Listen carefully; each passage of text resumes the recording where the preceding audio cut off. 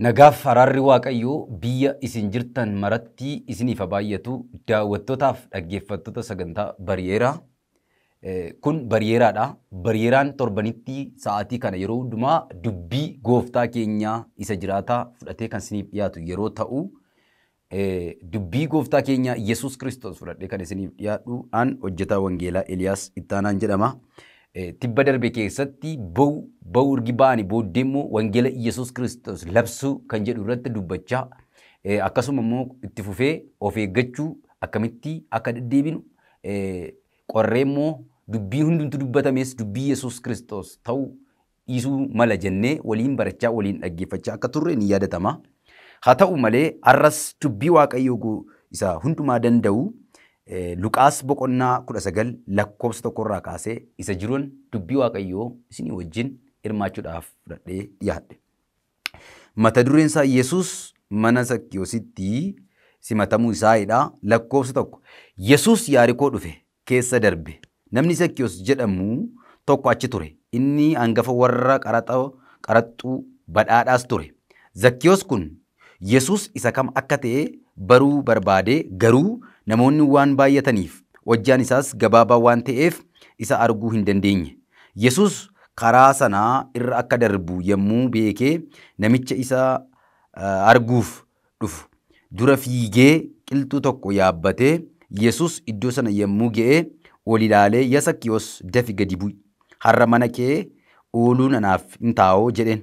Zakkiyoosis dafee gadi bu'ee gammachuudhaan Yesuusiin simatee jarri kana argan keessummaaf mana namicha cubbamaa kanaa dhaqee jedhanii hundumtu isaanii Yesuus irratti gungumanii. Zakkiyoos garuu ka'ee gooftichaan yaa gooftaa walakkaa qabeenya kootii warra deeganiif nan kenna. Kana malees eenyurraallee waan tokko giddisiisee fuudheera yoon ta'eef dachaa 4 nan baasaaf jedheen. Yesuus deebiseefi har'a fayyinni maatii kanaaf ta'eera. Namni kunis immoo ilma Abrahaamiyoo ilma namaa isa badee barbaaduudhaaf fayyisuudhaafis dhufeeroo jedheedha. Waaqayyoodhaan abbaa gooftaa keenyaa Yesuus Kiristoosidhaan galateeffannee kadhanneeti dubbii kana walii wajjin dhageenya. Iddoo jirtan jiraadhaatii dubbiisaa akka inni kennu barsiisu daqiiqaa tokko kan hin caallee walii wajjin Waaqayyoon kadhanna. Guddaa fi sodaatamaa kan taate Waaqayyoo abbaa gooftaa keenyaa Yesuus Kiristoos galannii fi ulfinni Waaqaaf lafarratti kanuma kee haa ta'u. Gooftummaan Waaqaaf lafarratti si qofaaf kan kenname. Barri mootummaa kee immoo dhuma kan hin qabne alfaaf omeegaa kan taate jiraataa bara baraa Yesuus Kiristoos galanni ulfinni bara baraan kanuma kee haa ta'u.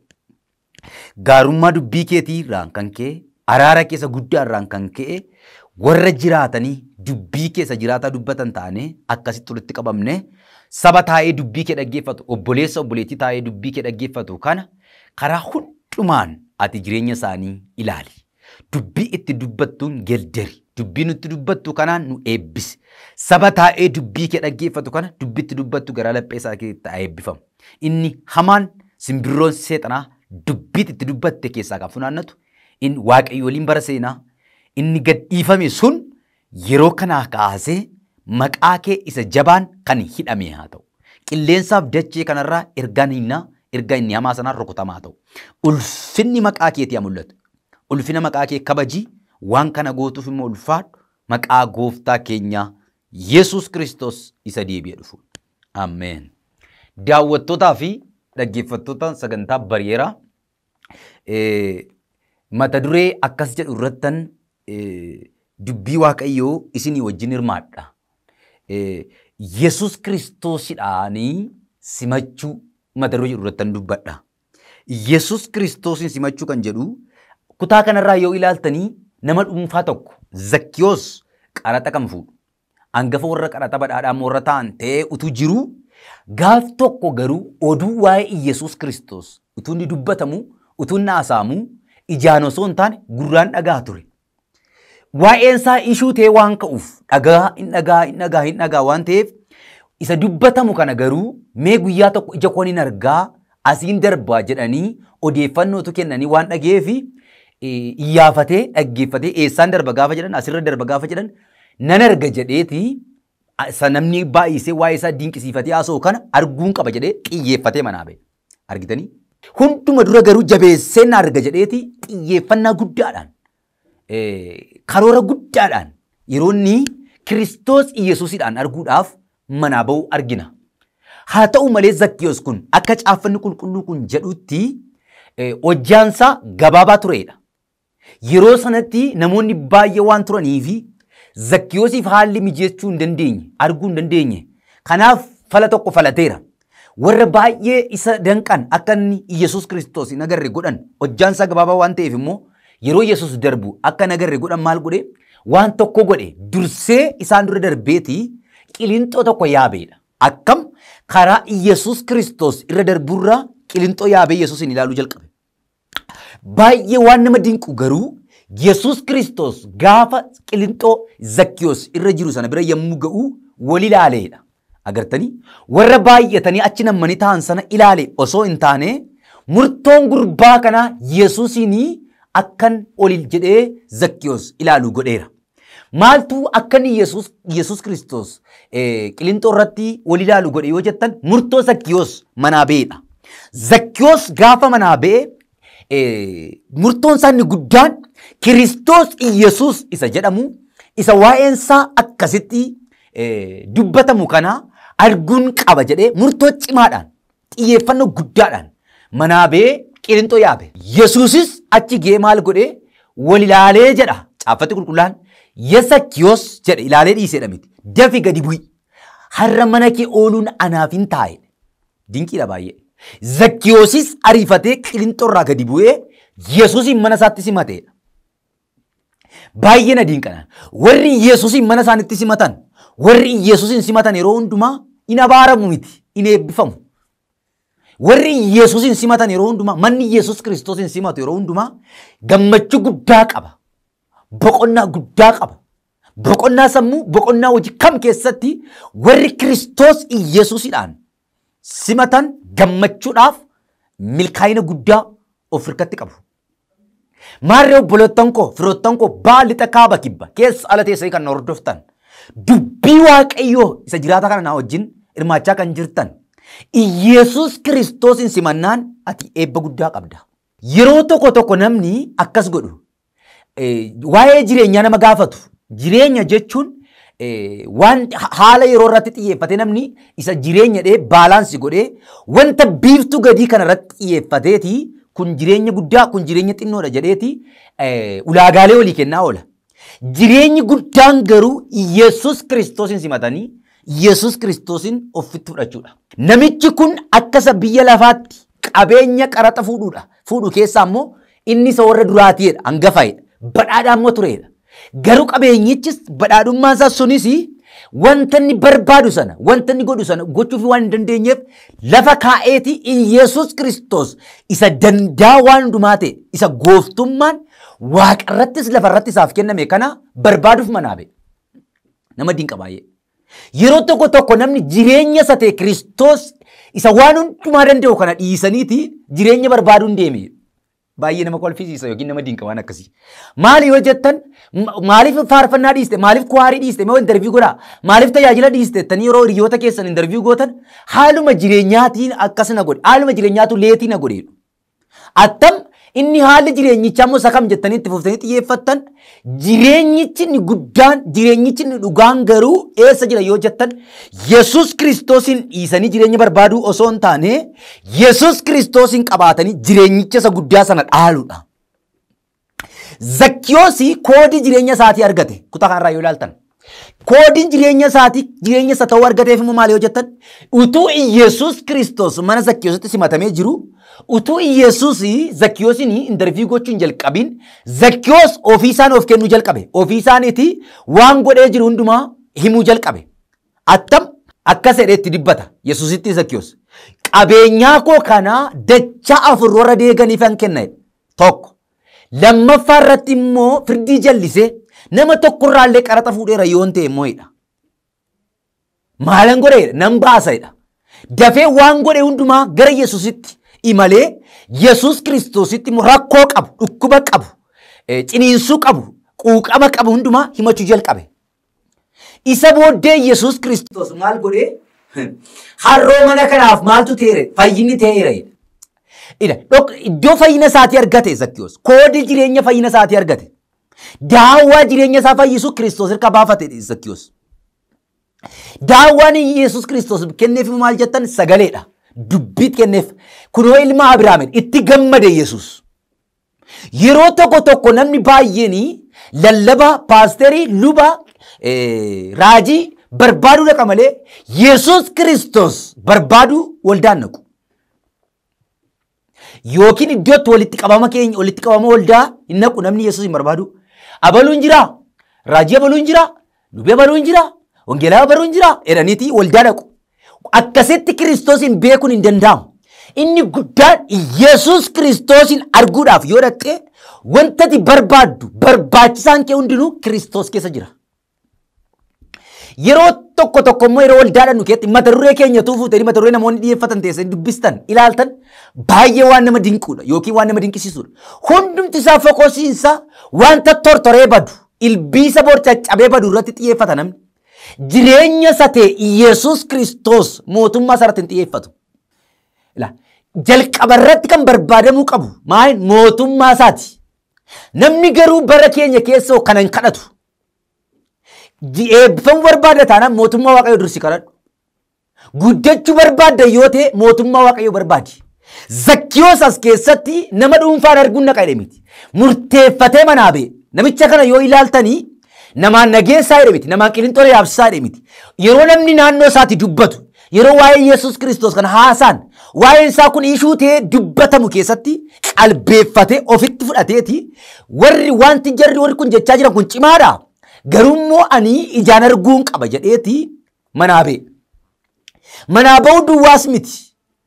Yesuus Kiristoos ijji wal arguu duwwaas miti. Insimate mana isaatti. Yesuusis mana Zakkiyoositti insimatame. Kana duwwaa miti dhukkuba isaatti siin fayye. Dhukkuba yeroo jedhanii Zakkiyoos jala fiigaa oolee deemaa oolee qaraxa fuudhaa ture yoo dhukkuba oomin jedhuuti jechuu dandeessan. Dhukkubni isaa maali yoo jettan jallisee namarraa qaraxa yoon fuudheera ta'e laala dhukkuba isaa himachaa jira. Warra deeganiif immoo dachaa afuriin baasa jedhe. Argitaniitu fayyaa jira namichi kun. Fayyaa jira dhoffatee ni fayyaa jira. Waaw mana kanaafoo har'aa jedhe fayyinni ta'eera dhugumaanoo ilma Abrahaamii jedhe. Ilma Abrahaam fayyinni taaf jedheeti Yesuus Kiristoos Zakkiyoositti gammade fayyina guddaa yeroo argatu laalla asirratti. Obboleessa koo obboleetti koo fayyuu barbaadda yoo ta'e milkaa'uu barbaadda yoo ta'e Kiristoos Yesuus ijjiin ol argi. Wal argi. Nama dhuunfaa arguun naqii waldaa. Luba abaluu arguun naqii waldaa. Raajii abaluu arguun naqii waldaa. Kiristoos Yesuusin arguu dhaqi. Gaafa sana waan ati barbaaddu hundumtuu Yesuus immoo siif laata. Baay'ee nama dinqa kutaan kun. Nama dinqa. Hojjaan isaa gabaabaa tureedha. Warri hojjaan isaa Zakkiyoosin caalan baay'eedha. Wanti Zakkiyoosin danqu ture akka ulaagaalee caaffata kanarra kaa'amee jirutti baay'ee ture. Garuu haa ta'u malee wanti isa danqu hundintuu kuni karaa isa dhaabachiisuu hin dandeenye. Zakkiyoos warra isa caalan jedhaman kana bira darbee qilinxoo yaabbateedha. Kan isa caalan baay'een jiru. Yesuusis warra Zakkiyoosin caalan baay'ee bira darbee Zakkiyoosin ilaaleedha. Maayini dhoksaasa yookiin profaayilii isaa jettanii diteeliidhaan galtanii yoo ilaaltanii waan guddaa tokkotu jira. Maayin laphee fi yaanni garaa Zakkiyoos akkatti Yesuusin barbaadaa jiru argeera Yesuus. Garaan koof garaan kee akkamitti Yesuus Kiristoosin barbaadaa? Hamalumaaf waldaa seennamoo hamalumaaf kadhannamoo dhugaaf hafuuraan kadhanna. Waaqayyo dhugaadha kan waaqeffamus kan sagadamuufis dhugaaf hafuuraan jedha. Wangeelli Yohaannis dhugaaf hafuuraan waan gochuu baate tokko keessatti taargeeffattee dhugaadhaan murteeffattee gaafa baatu dhabdee deebita miti argattee deebita. Liqinfamtee geettafta miti cabsitee darbita. Iddoo taa'u taa'ee dhagaam namichi kun deemeeti riseerchii hojjeteedha miti. Iddoo taa'ee qaraxa isaa fuudhu taa'eeti hin dhagaa hin arga osoo hin taane yeroos ijaan argatu hin taane waa'ee Yesuus Kiristoos. Odiitii yookiin odeeffannoo waa'ee isaati jiru. Waa'ee Yesuus Kiristoos waan dubbatamu hin dhaggeeffata callisee Utuu dhaggeeffatu garuu isa booji'eera. Cimaa akka ta'e dubbichi akka cimaa ta'etu laphee Zakkiyoositti jabaate. Abboo Yesuus Kiristoos inni nuyi itti amanne kun guddaadha cimaa bara baraatiin. Gooftummaan fi waaqarrattis lafarrattis kan kennameef isa qofaaf. Wanti amma argamu wanta amma mul'atu hin darba. Qilleensa amma fiigaa jiru kunis wal guuree darba. Kiristoos garuu kan bara baraati. Kanaaf isa hafee jiraatu wajjin haftee akkati jiraattu hin barbaada obboleessa koo. Wanta fiigee darbu, wanta siganu dukkaa, wanta iddoo argeetti si dhiisee si biraa darbu tokko dukkaa fiiguu caalaa Yesuus Kiristoos isa bara baraa wajjin haftee akkati jiraattu hin barbaadan. Zakkiyoosii qabeenya inni fuudhu aangoon irra jiru hundintuu isa fayyadaan jiru. Inni isa fayyadu inni caalu tokko jira. Akkas inni caalu bareera. Innis Kiristoos akka ta'e argeera. Kanaaf pooyishinii ani irra jiru kun hamma sanaa irra hin ga'u. Waan an gochaa jiru kun hundi isaa amma sanaa hin ga'u. Kanaaf lafa kaa'in naqe. Murteeffatee manaabe. Murteeffatee manaabe.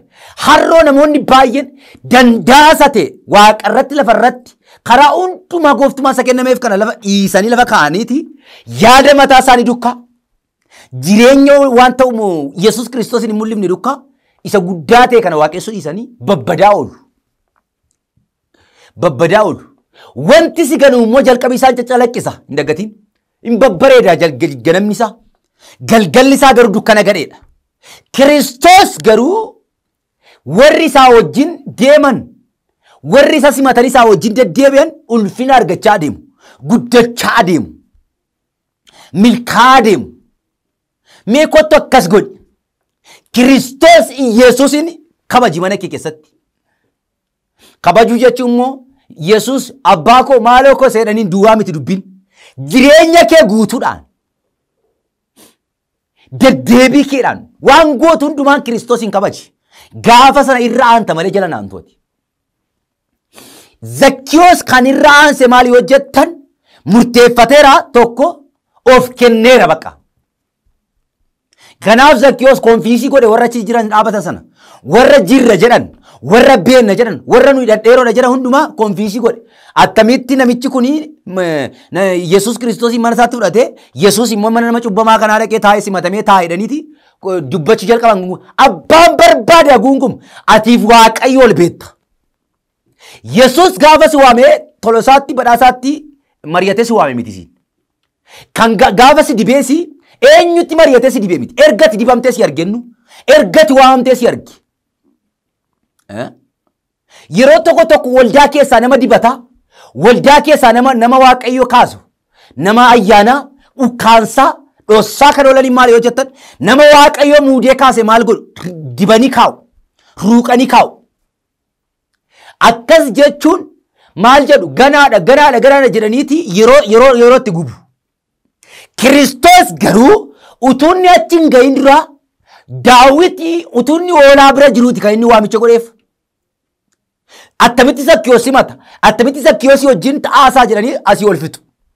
Waan tokkoon ergaa guddaa tokkoon si qabalaa dhaggeeffadhu. Abbaa guunguma malee waa'ee keef. Abbaa haasee taasaa malee Waaqayyo waa'ee kee barana ayyandaa galagalchuu qaba. Waa'ee Zakkiyoosiif ayyandaa ta'ee haasaa jalqabe. Abbaan odeessa malee waa'ee kee fi Waaqayyo bara kana waama galagalchuu qaba.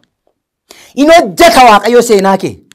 Hin haareessa Waaqayyo seenaa mana keeti. Namni kaleessa qaraxuudhaan beekan har'a Kiristoos Yesuus wajjin taa'ee haasaa. Attamitti bakka dubbii galagalee dubbii dhume namichi murteeffatee Yesuusis namicha waamicha godhee jaalala guddaa jaallate fayyina guddaa laateef karaa kan moote koodii fayyina isaatii immoo Yesuus hirkaa akka itti fayyu argate namichi. Namoonni tokko garuu karaa ittiin fayyan hin beekan. Waa'ee fayyina nama sanaatti dhiphachaa oolu. Amma kan barbaadamu fayyuudha miti. Maaliif fayyiteedhanii maa irratti guungumu? Asirraa yoo ilaaltan irratti guungumu jalqaban. Irratti guungumu. Yesuus irratti guungumu. Kutaa kanarraa yoo ilaaltan. Attamitti nama cubbamaa kana wajjin taa'a. Attamitti nama cubbamaa kana mana nama cubbamaa dhaqa jedhaniiti guungumii jalqaban. Maali dhaqu?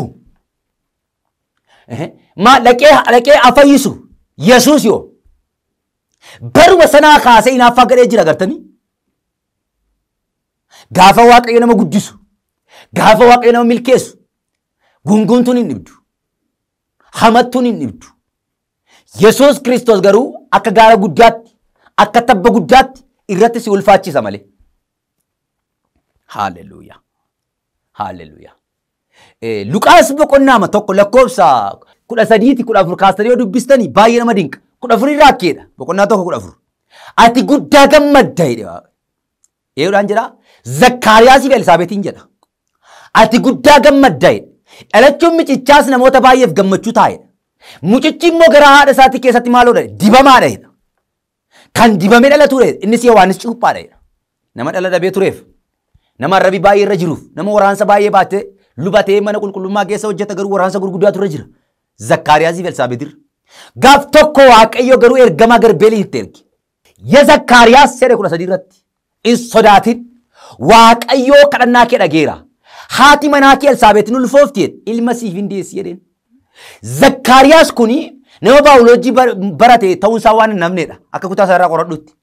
Yaa Waaqayyo kun attamiin ta'uu danda'a? Barri koos barriidha manaa kooti soo dhumeera. Inni sitti dubbachaa jiru kun jedhe egaa ergamaan Garbeel. Ani ergamaa Garbeeliidha. Akkam? Ani ergamaa Garbeeliidha. Kanaaf iyyuu Waaqayyo biraan ergamee dhufe. Atiin ulfooftaa ilma sin deessa jedheeti eeranni Elsaabeetittis dubbadhuu jedhee dhaqii manaa keetti miidheet itti hima.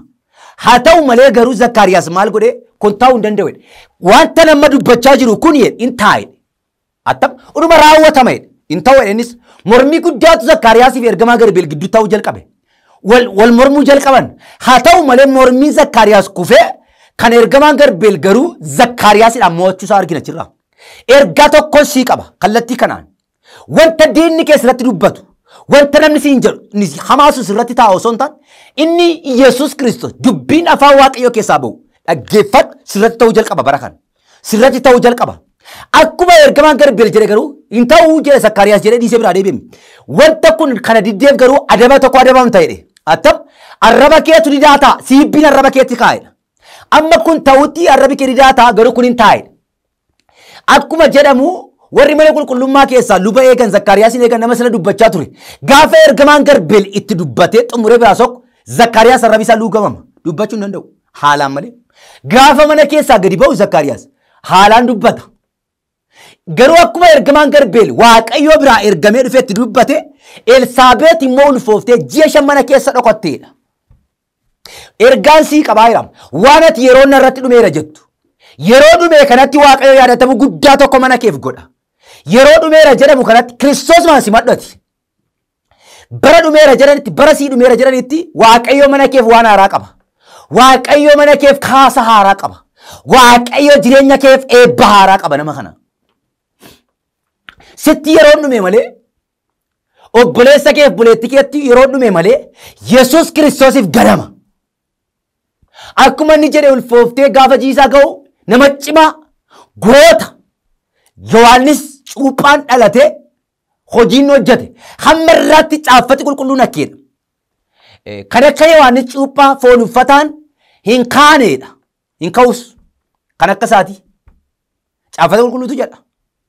Garuu warri abboommi isaa eegan warri gad of deessa jiraatan immoo isarraa hin caaluudhaan. Kan kanaan alaa kan akka Yohaannis Cuuphaan marraatti hin kaaneedha. Obboleessa koo obboleetti koo. Ati cinqii guddaa ati qorumsa guddaa kee jiraachuu dandeessa. Ati lafa onaa kee jiraachuu dandeessa. Waaqayyoo garuu siif balbala haaraa qaba. Anatu dubbachaa jira. Afur qulqulluutu achirra baay'inaan hin dubbadha waan hin godhu hin qabu. Ati garuu qorumsa guddaa keessa lafa onaarra dhaabbattee waan gootu dhabaa jirta. Waaqayyo akkasiin jedhu simaa kanaan jedha. Siif karaa haaraan qabayidha. Siif balbala haaraan qabayidha. Siif baajata haaraan qabayidha. Siif dubbii haaraan qabayidha. Dukkana keessa dhaabbattee garatti gortu dhabaa kan jirtu. Dukkana kee dhaabbattee waan gochaa si wallaalaa kan jirtu. Waaqayyo akkas jedha. Barii ulfinaa si barisiisadha. Ifa guddaan mana kee irratti, ifa guddaan gaa'ila kee irratti, ifa guddaan biyya kee irratti, ifa guddaa Oromiyaa kana irratti baasa dheeti afurri qulqullu laphee kola jabeessee dubbachaa jira. Maa inni harroo jireenya irra jiraadhuu fi dubbiin dubbatamu kun ol faallaadha jechuu dandeessatti. Eeyyee ol faallaadha. Waaqayyoota akkas godha dukkana si dhoosee dukkana si qoraa jiru sirraa haxaa'ee dukkana jireenya kee qoraa jiru kana sirraa kaaseeti ifa guddaa tokko mana kee irra dhufa Yesuus. qorumsa mana keerraa kaaseeti Waaqayyo. Dhukkuba mana keerraa kaaseeti Waaqayyo. Eebba isaasa guddaan, nagaa isaasa guddaan, haraara isaasa guddaan mana kee yaadachuu barbaada Yesus. Kanaafuu simadhu Yesuusin mana keetti, simadhu jireenya kee irratti. Zakkiyoos fayyina guddaa kan argateef Yesuusin simate. Waan biraa miti. Simannaan Zakkiyoos immoo murtoodhaan, garaa guutuudhaan, laphee of kenneen Yesuusin simate Zakkiyoos. Araarri guddaan hin ta'eef manichaaf. Araarri guddaan hin ta'eef Zakkiyoosiif. Wow, hallelujah. Waaqayyoo obboleessa kana, waaqayyoo obboleetti kana, abbaa faadha ko, baaf lixa kaaba kibba, keessa ala teessan dhaggeeffachaa kan jirtu, YouTube'dhaan hordofaa kan jirtan, gooftaatu siif sagalee haaraa qaba. Lafa onaa kee kanarratti waaqayyo labsii haaraa baasa. Lafa onaa kee kanarratti Yesuus Kiristoos baajeta qaba. Inni jireenya kee sodaachisu sun du'ee siif waaqayyo labsii haaraa baasa. Waaqayyo dubbii dhageenye kanaan hunduma keenya nu haa eebbisu. Biyya jirtan iddoo jirtanitti sagaleen kun jireenya keessa naa gedderu. Sa'aatiin koo waan irratti ge'eef gooftaan koo Yesuus Kiristoos biyya sin dirree sin jirtanitti araaraaf nagaasaan isin haa eebbisu jecha as istiidiyoo kana keessa karaa kaameraamaanii dubbii gooftaa keenyaa Yesuus Kiristoos kana akkasitti isin qaqqabsiisaa kan jirtu raabseen seenaa darajjee gooftaan koo Yesuus Kiristoos si haa eebbisu. Amma torbee sagantaa biraa walitti deebinutti asuma irratti nan xumuraa Yesuus Kiristoos hin dhufa.